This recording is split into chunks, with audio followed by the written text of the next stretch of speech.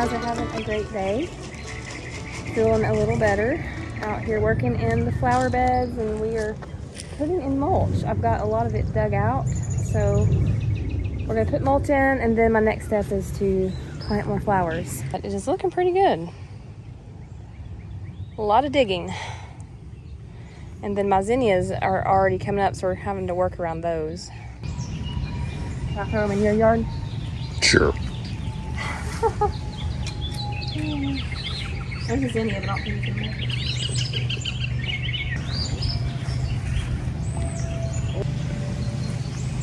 Those wild babies right there.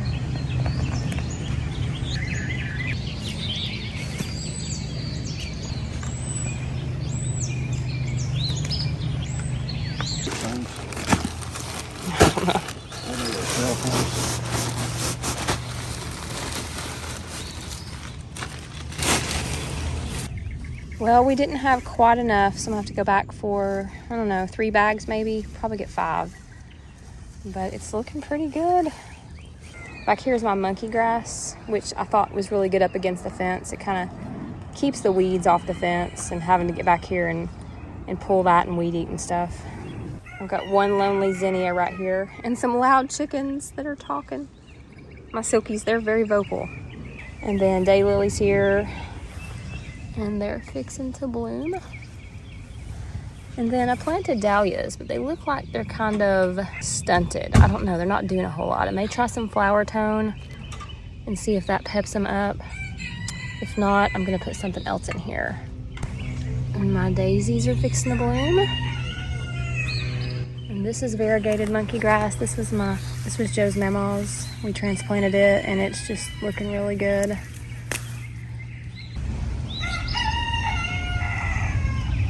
We've also got to get a little to fill in here. Now, I started growing some of my sedum Angelina. This is a cold hardy sedum, and it just keeps continuing to fill out. I love this stuff. It has really pretty greenery even in the winter, and it is a good ground cover. You can put it in a pot and let it drape over. It's also pretty that way, and I thought that would be nice around these pots.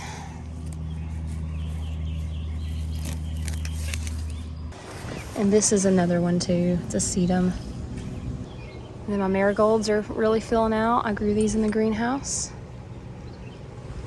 All right, I'm back outside. We had to have some lunch. I have got to go feed the chickens.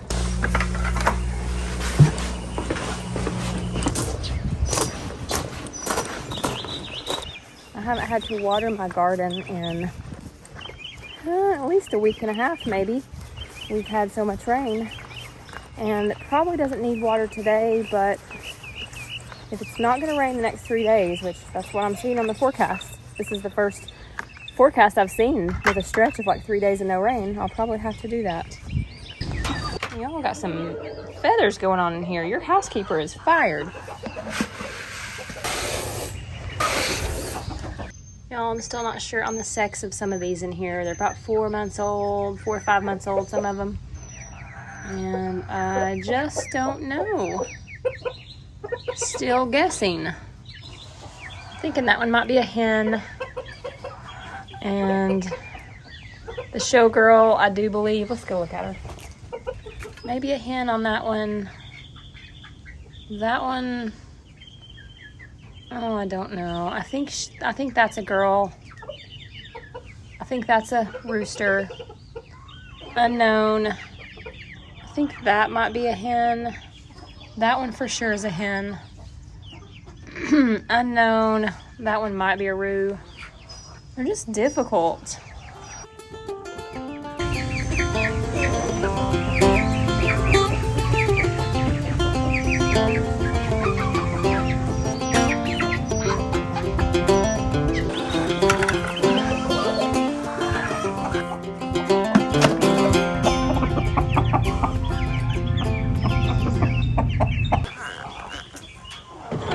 Check the nursery crew. They are 5.5 weeks old. Starting to look a little better. They're getting most of their feathers in. Not fully feathered yet, but getting there. And they're just really looking nice. I'm really happy with these here in the nursery. They're wild. That's a splash. That's a mauve. And then I've got a Wheaton buff showgirl right there. A blue cream. They are really nice silkies. They are going to be gorgeous. I need to change out their bedding, but like I said, I've been sick, or at least sift through it. This is the pelletized bedding, and it actually smells really good. It's much cleaner smelling than pine shavings. I'm in my basement to find some sunflower seeds. I have some sunflowers on the back side of my cottage garden fence, and they're all coming up, but there's a stretch about 3 or 4 feet that nothing came up. And it's also a good idea to succession plant sunflowers, so you can plant them every couple weeks or so, every week or 2 or 3 weeks, and then you'll have fresh ones coming up all summer long. And I save sunflowers every year because they're so easy to save, and there's no sense buying them. You can have so many off of one flower. This was off of one flower, and it was one of my really mammoth, huge sunflowers. So maybe we'll get another big one like that. It was like a record-sized sunflower, I thought. It was just so big. It was in one of my videos in the past. Not last year, but the year before. It was amazing. Here's a good stretch here that I don't see any, so I'm going to stick one here. Probably don't want it to go down that far. Stick a couple in. I'll do one here just in case the other one doesn't come up. You can always thin them out. I mean, with as many as I have, it won't hurt to plant quite a few. I'm not going to get these watered. They are a little dry looking. The finches love these. They bring in a lot of yellow finches. And they are my husband and I's favorite to watch when we sit down here by the greenhouse. And I've still got all of my pretty wildflowers right here. Lovely, lovely, lovely. Grapevine. I like to grow the sunflowers on that back fence, especially the very large ones, because they generally have to be staked when they get really big. And they're really easy just to kind of wrap into the fence with twine.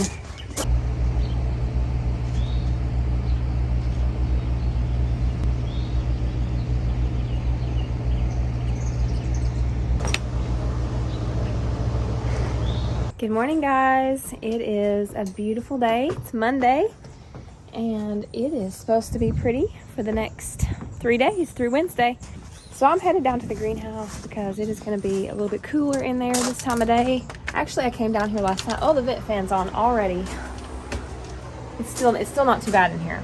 So last night, me and my husband were sitting down here, and I thought I would move some of my plants out of here. And I should have got my camera, but I was just like, no, I'm going to go ahead and do it. And so I moved some of my plants out. I thought it would be nice to have a little area right here that the plants can enjoy the summer weather. I brought my husband's palm out here, and this is a Majesty palm. We got it on a vacation somewhere, and I need to repot it desperately. I know that it would help it perk up, and it's growing a new leaf right here. And I've got some bromeliads out here. I'm going to watch them closely because they really don't like a lot of sun, but this area does get shaded in the afternoon, and right now it does have some, but it's morning sun, so it's not too terrible. The succulents, they'll be fine out here. I've also got a bougainvillea. Hopefully we can get it back to blooming again. I do probably need to feed it. And then I've got some more bromeliads over here, which they're kind of tucked underneath here, so they'll be good right here, I think. Keep them nice and watered, and I think it'll be pretty nice. I'm gonna go out this week and get some stuff for the cottage garden to start filling in where I have mulched and get that going. But for now, let's go to the greenhouse and start doing some projects in here. The first one I have over here is a Wandering Jew, and it does need a little bit of TLC, so we'll repot it first. So the greenhouse needs some cleaning. I had to put a little bit more plastic down. We had to get rid of some ants, and I had moved things over to this side. I've got some tomato plants that were dead in here that need to be moved out. I just need to get everything organized, and in the process, as I go through that, I'm going to repot some things.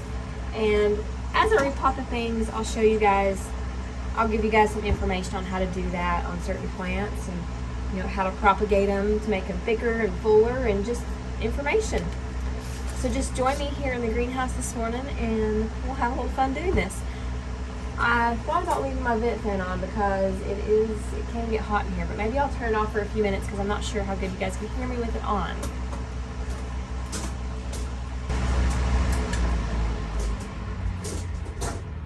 Now, if it gets insanely hot in here, I may have to turn it back on. I think I'll open this door up and let it allow for a little bit of airflow. So the first plant is a wandering Jew, and it's not too bad, but I'm gonna cut off some of these and put them back down into the soil. Now, people may wonder, how and where do you propagate these at?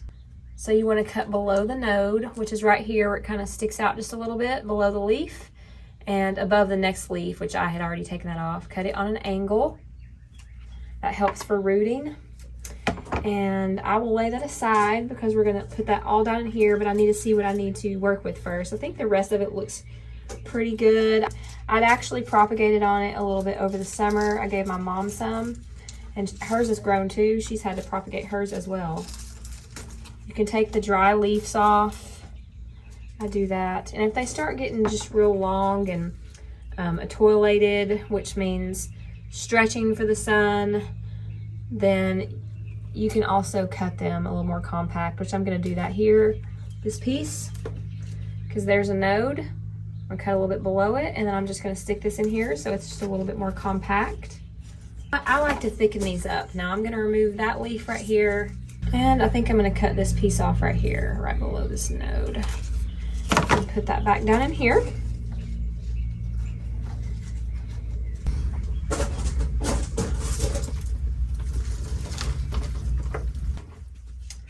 This is such a gorgeous plant. It is a variegated wandering Jew. It's got a light pink hue with the green and then a dark pink kind of on the back of the leaves. It is just so pretty, and in the sunlight, it is just stunning. It's just gorgeous. And this plant likes not full sun. It does tend to burn, so it likes an indirect sunlight. So I'll put it below.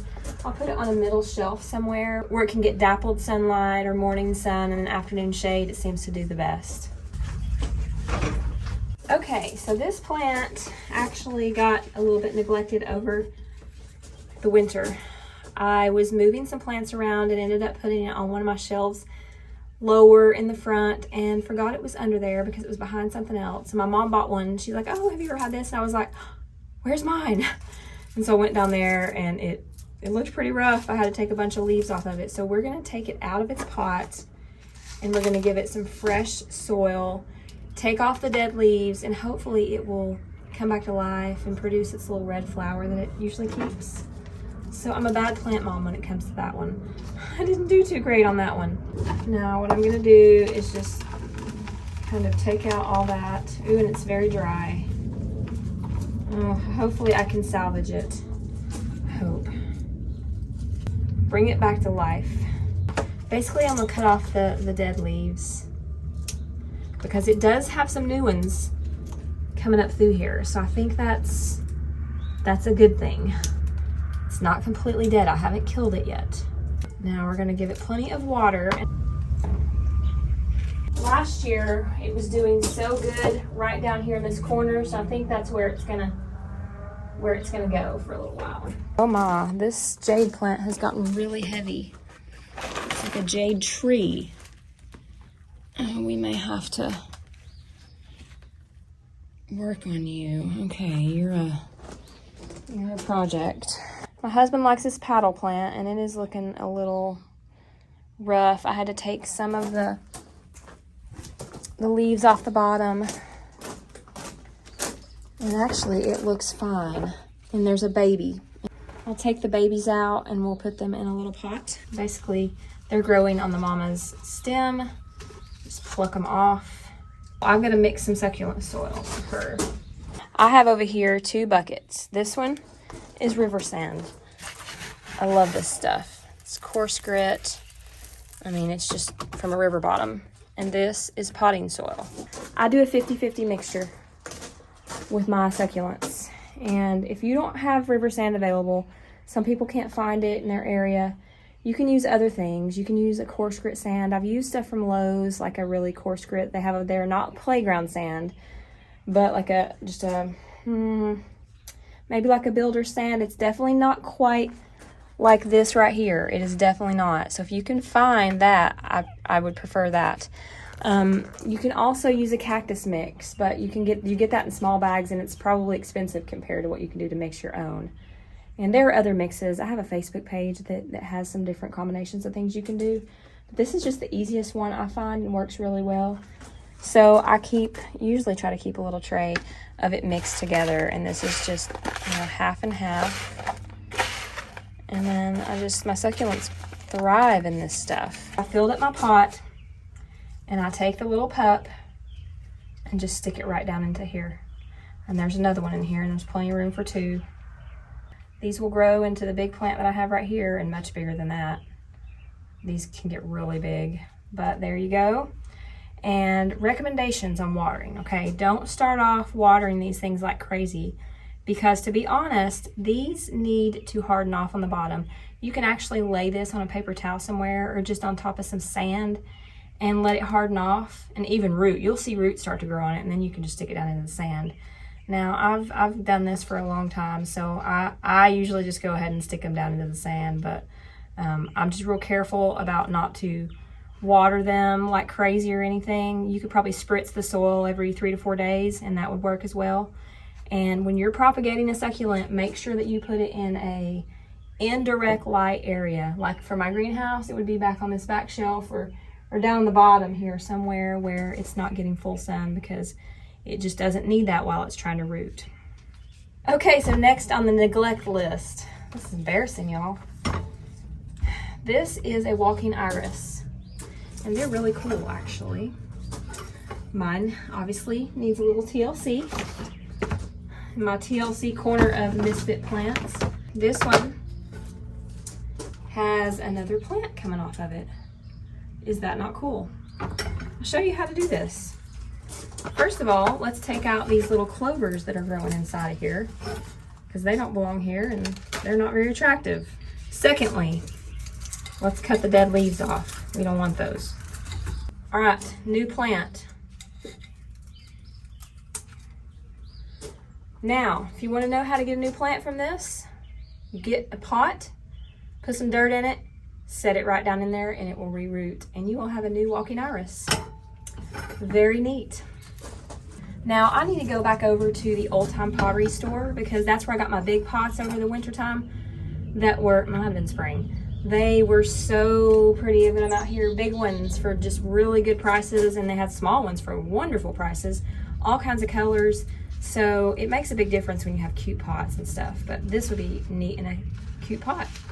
So I've got to go over there, and when I go, I'll take you guys along with me again, and we'll pilfer through the store and look at all the different stuff they've got. Maybe they've got new stuff now. Give me a good excuse to go. But yeah, and so over the winter I did this with another one. So I've got 3 now. Very neat. Now, as far as sun requirements, I keep mine in a shaded area of my greenhouse. I keep shade cloth in that one corner, and these seem to do great there. Or over here on a lower shelf, it's not getting plant lights and just morning sun. They seem to like that really well. All right, guys, the rest of y'all need to come out here. Come enjoy the grass.